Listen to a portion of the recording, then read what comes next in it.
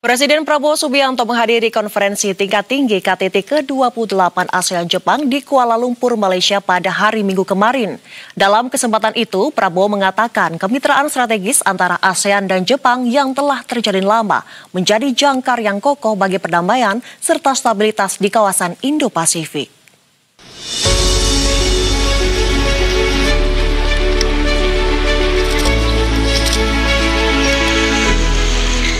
Dalam kunjungan ke Kuala Lumpur, Malaysia pada hari Minggu kemarin, Presiden Prabowo tak hanya mengikuti konferensi tingkat tinggi atau KTT ASEAN yang ke-47 saja.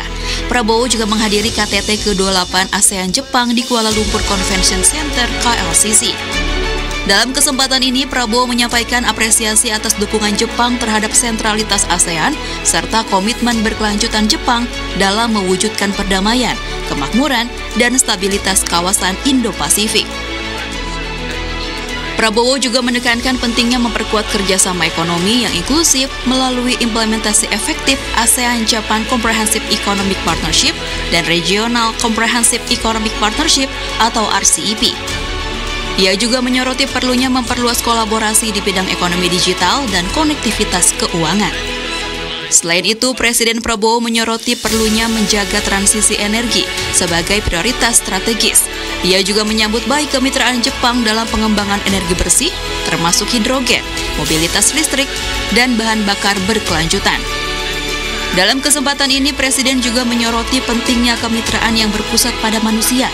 Ia menyoroti terkait perluasan pertukaran pemuda, pengembangan keterampilan, dan kerjasama akademik untuk menumbuhkan generasi baru pemimpin ASEAN Jepang. Tak lupa Prabowo mengajak seluruh negara anggota ASEAN dan Jepang untuk terus memegang semangat Konferensi Asia Afrika Bandung tahun 1955 sebagai dasar bagi kerjasama yang damai dan inklusif.